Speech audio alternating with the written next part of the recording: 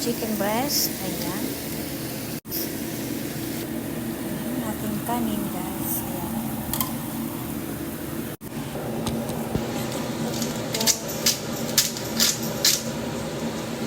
Ayan natin ang tomato paste. Ayan.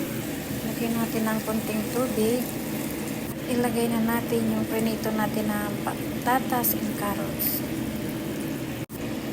Wala lang tayo ng Devil's bread, guys. Nakalimutan kong bumili ng Devil's bread. Green beans. Ayan, guys.